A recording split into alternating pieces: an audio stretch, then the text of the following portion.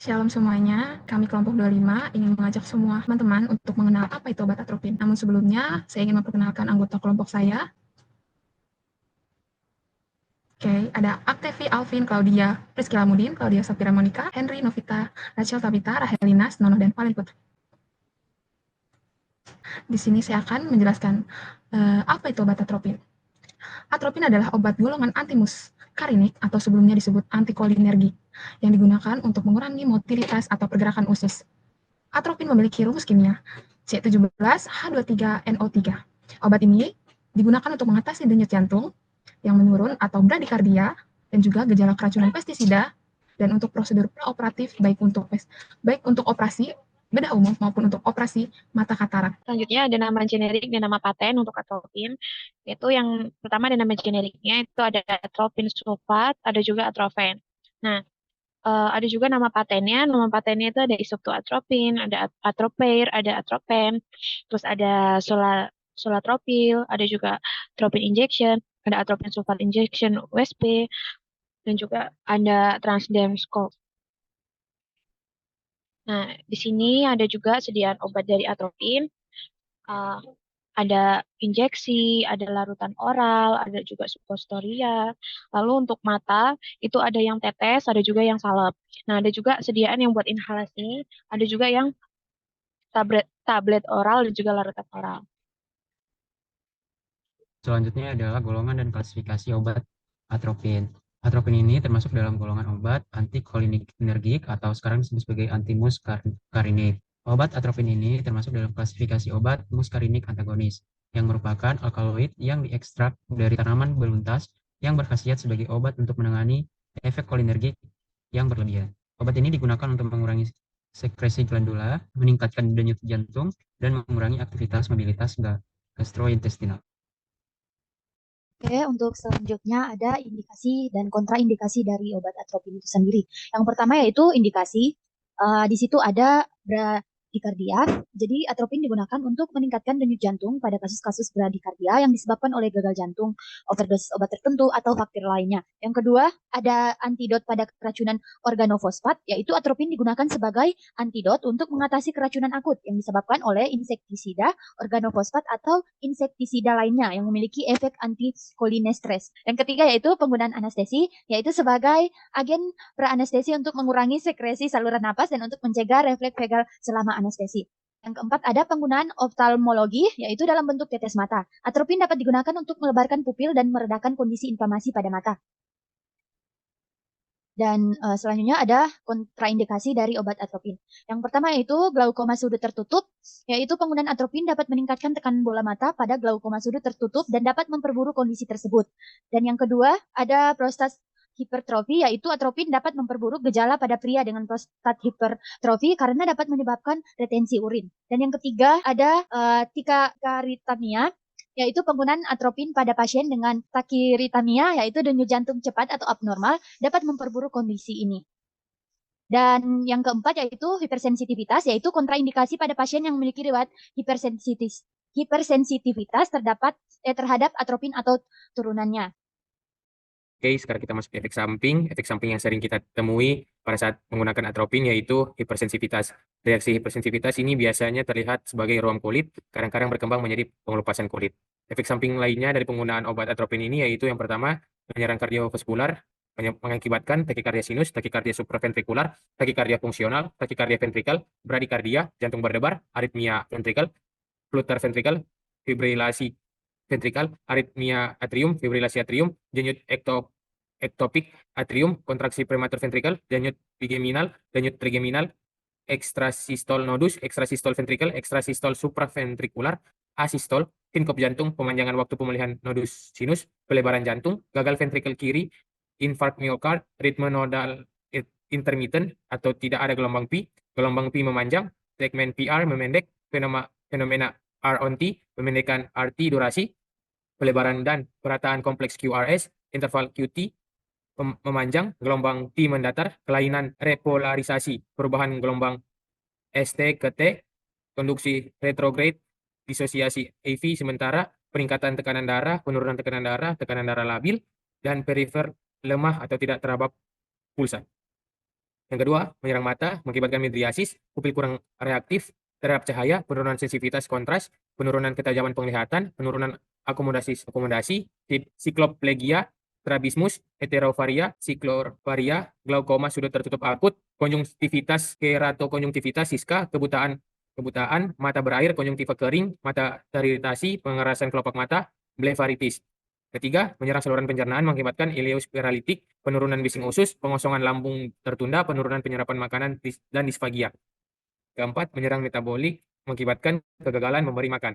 Yang kelima, menyerang sistem saraf pusat mengakibatkan ataksia, halusinasi, visual atau aural, kejang, umumnya tonik-klonik, gerak abnormal, koma, pingsan, amnesia, berkurangnya refleks tendon, hiperrefleksia, kerutan otot, opistonos, refleks Babinski atau refleks Cadok, hipertonia, dismetria, klonus otot, sensasi mabuk, sulit berkonsentrasi, vertigo, dan disartria. Keenam, psikiatrik mengakibatkan agitasi, kegelisahan, delirium, paranoia, kecemasan, gangguan jiwa, mania, perilaku menarik diri, dan perubahan perilaku. Ketujuh, genitourinary mengakibatkan kesulitan berkemih, urgensi, buang air kecil, kandung kemih buncit, dan mengompol. Delapan, menyerang paru-paru, mengakibatkan takipnea, pernapasan lambat, pernapasan dangkal, kesulitan bernafas, sesak nafas, tidur inspirasi, radang tenggorokan, laringospasme, edema paru, gagal napas, dan resesi subkostal.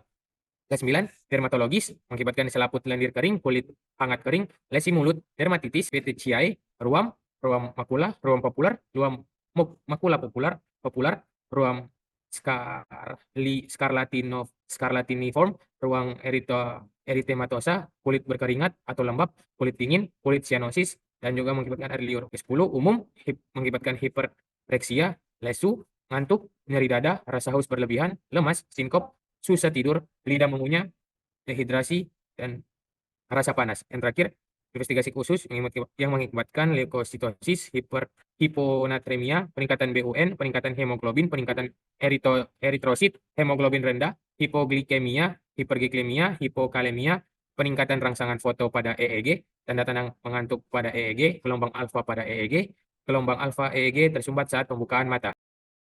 Selanjutnya akan masuk dalam farmakodinamik dan farmakokinetik. Yang pertama, farmakodinamik yaitu obat bereaksi terhadap tubuh. Atropin merupakan satu obat yang bersifat antagonis reversibel, kompetitif pada semua reseptor muskarinik. Karena sebaran muskarinik yang luas, maka efek atropin pun cukup banyak, termaksud pada mata, yang bisa menyebabkan pupil mata membesar. Lalu, atropin dapat menyebabkan kelenjar atropin itu menurunkan sekresi kelenjar seperti menurunkan produksi saliva sehingga mulut menjadi kering, dan kelenjar keringat menyebabkan meningkatnya suhu tubuh. Sedangkan pada otot polos, atropin ini dapat menyebabkan relaksasi usus dan relaksasi otot detrusor kandung kemih. Atropin ini juga meningkatkan denyut jantung. Lalu berikutnya farmakokinetik. Farmakokinetik adalah di mana tubuh bereaksi terhadap obat. Yang pertama, proses absorpsi, yaitu atropin dapat diserap baik oleh tubuh, terutama di saluran pencernaan. Saluran pencernaan dapat menyerap 90% atropin. Latihan fisik juga dapat meningkatkan penyerapan melalui intramuskular karena adanya perfusi otot.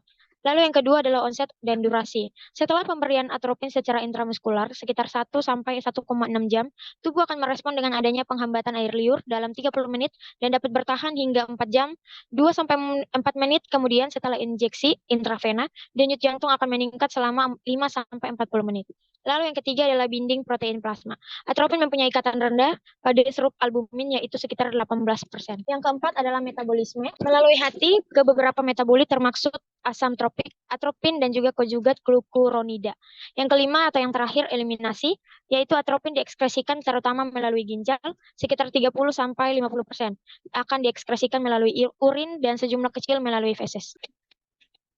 Yang pertama, keracunan organ fosfat dengan cara pemberian intramuskular dan intravena. Dosis pada dewasa pada keracunan ringan awalnya 1 sampai 2 mg melalui suntikan IV setiap 5 sampai 60 menit diikuti dengan dosis berikutnya 2 mg melalui suntikan IV atau IM setiap 5 sampai 60 menit sampai tanda dan gejala muskarinik mereda. Pada keracunan sedang sampai berat awalnya 2 sampai 6 mg melalui injeksi IV atau IM setiap 5 sampai 60 menit sampai dan gejala muskarinik mereda. Maksimal 50 mg mg 24 jam pertama. Pada dosis anak dan bayi, awalnya 0,05 sampai 0,1 mg melalui injeksi IV atau IM setiap 5-10 menit, diulang sampai tanda dan gejala muskarinik mereda. Oke, yang kedua, bradikardia dengan cara pemberian intervena. Dosisnya itu dewasa awalnya 0,5 mg diulang tiap 3-5 menit. Jumlah maksimal 3 mg. Pada dosis anak, awalnya 0,02 mg per dosis. Dapat diulang sampai 5 menit sekali. Maksimal 0,5 mg per dosis. Oke, yang ketiga, midrasis, optalmik, dan sikloplegia untuk refraksi. Dosis untuk dewasa sebagai larutan 1%, teteskan 1-2 tetes pada konjungtiva 40 menit hingga 1 jam sebelum prosedur. Dapat diulang tawarannya jika diperlukan. Sebagai salep 1%, oleskan 0,3 sampai 0,5 cm ke dalam kantung konjungtiva hingga 3 kali sehari. Pada dosis anak sebagai larutan 1%, teteskan 1 tetes ke setiap kelopak mata selama 1-3 hari sebelum prosedur. Sebagai salep 1%, oleskan 0,3 cm ke dalam kantung konjungtiva sebanyak 3 kali sehari sebelum prosedur. Yang keempat, iritasi mata, uveitis. Untuk dosis dewasa, sebagai larutan 1%, teteskan 1-2 tetes ke dalam mata hingga 4 kali sehari. Pada dosis anak, sebagai larutan 1%, teteskan 1 tetes ke setiap mata hingga 3 kali sehari. Kelima, penyakit divertikular mulut atau sindrom iritasi usus besar, dispepsia non-MAH. Dosis untuk dewasa 0,6 sampai 1,2 mg sebelum tidur sebagai dosis tunggal. 6. Obat anestesi atau parental. Dosis pada dewasa 0,3 sampai 0,6 mg melalui injeksi IM atau SC 30-60 menit sebelum induksi anestesi. Alternatifnya 0,3 sampai 0,6 gram melalui injeksi IV segera sebelum induksi anestesi. Dosis untuk anak di bawah 3 kg 0,1 mg, 7 sampai 9 kg 0,2 mg, 12 sampai 16 kg 0,3 mg, di atas 20 kg 0,4 sampai 0,6 mg. Semua dosis dilakukan melalui injeksi IM atau SC yang diberikan 30-60 menit sebelum anestesi. Kemudian nursing consideration, hal-hal yang perlu diperhatikan. Yang pertama itu mengenai penilaian pasien, di mana kita harus melakukan riwayat kesehatan secara menyeluruh, termasuk alergi obat, kondisi medis komorbid, dan obat-obatan saat ini. Kemudian kita juga perlu mengkaji tanda-tanda vital, termasuk denyut nadi, kanan darah, laju pernapasan, dan suhu tubuh. Lalu perhatikan adanya glukoma, takikardia, atau hipertrofi prostat, karena atropin dapat memperburuk kondisi. Yang kedua, persiapan pemberian obat. Periksa identitas pasien dan obat dengan cermat. Siapkan atropin dosis dan rute pemberian yang direkomendasikan. Gunakan teknik aseptik yang benar saat menyiapkan dan memberikan obat. Kemudian yang ketiga, pemberian obat. Atropin dapat diberikan secara oral, intravena, intramuskular, atau subkutan. Ikuti instruksi dokter mengenai rute dan dosis pemberian yang tepat. Pantau pasien dengan cermat untuk respon terhadap obat. Kemudian yang keempat, pemantauan efek samping. Atropin dapat menyebabkan berbagai efek samping, termasuk takikardia, midriasis, mulut kering, konstipasi, dan retensi urea. Laporkan efek samping yang parah atau persisten kepada dokter segera. Kemudian yang kelima, edukasi pasien dan keluarga. Berikan informasi kepada pasien dan keluarga tentang atropin, termasuk tujuan penggunaan, efek samping, dan interaksinya. Jelaskan bagaimana cara minum atropin dengan benar dan kapan harus mencari pertolongan medis jika terjadi efek samping. Pastikan pasien dan keluarga memahami informasi yang diberikan dan ajukan pertanyaan jika ada yang kurang jelas. Dan yang terakhir, dokumentasi. Catat semua informasi terkait pemberian atropin, termasuk dosis, rute, waktu, dan respon pasien. Dokumentasikan juga edukasi yang diberikan kepada pasien dan keluarga. Selanjutnya, indeks keamanan kehamilan. Atropin sebagai obat antikolinergik yang telah lama digunakan dalam praktik medis untuk berbagai kondisi seperti bradikardi dan spasmodikoli, serta sebagai antidotum atau untuk keracunan organofosfat. Namun, penggunaannya selama kehamilan memerlukan pertimbangan khusus karena potensi risiko terhadap janin. Berdasarkan sistem klasifikasi FDA lama, yang meskipun telah digantikan oleh Pregnancy and Lactation Labeling Rule atau PLRR pada tahun 2015 untuk obat-obatan baru, atropin masih diklasifikasikan dalam kategori C, yang mengindikasikan bahwa potensi manfaat mungkin memberikan risiko penggunaan pada wanita hamil meskipun terdapat bukti efek merugikan pada janin dalam studi hewan dan data yang tidak memadai pada manusia. Mekanisme kerja atropin sebagai antagonis kompetitif reseptor muscarinic acetylcholine yang menghambat efek parasimpatis memunculkan kekhawatiran mengenai kemampuannya untuk melewati plasenta dan berpotensi mempengaruhi janin, terutama pada tersimeter ketiga kehamilan dengan risiko antikolinergik yang mungkin timbul. Selanjutnya ada special precaution dari obat atropin. Pertimbangan khusus yang perlu diperlukan dalam penggunaan atropin untuk pasien dengan kondisi medis tertentu dan selama masa kehamilan, yang dimana profesional medis harus mempertimbangkan potensi efek teratogenik. Nah, yang dimana efek ini kemungkinan mengganggu perkembangan janin dan efek antikoliner ini pada janin. Obat atropin ini hanya boleh dilakukan jika manfaatnya melebihi resiko potensial. Tetapi kalau sebaliknya resiko potensial lebih tinggi dibandingkan manfaat, maka obat atropin ini tidak diperbolehkan untuk digunakan. Dengan indikasi yang dibenarkan terbatas pada kondisi yang mengancam jiwa ibu atau ketika tidak ada alternatif yang lebih aman tersedia. Pada contohnya, produk ini harus digunakan dengan hati-hati pada mata yang meradang karena hiperemia sangat meningkatkan laju penyerapan sistematis melalui konjungtiva. Ini kasusnya di dalam obat atropin pada obat mata, yang dimana penyerapan sistemik ini dapat dikurangi dengan menekan kantung lakrimal di kantus medial selama 1 menit. Lama dan setelah penanaman tetes, yang menghalangi perjalanan tetes melalui ductus nasonaphthalma ke area penyerapan yang luas dari mukosa hidung dan faring. Teknik ini terutama dianjurkan pada anak-anak. Berikut juga kami akan melampirkan beberapa sumber yang kami gunakan sebagai referensi materi yang kami paparkan pada hari ini. Sekian pada presentasi dari kami. Terima kasih.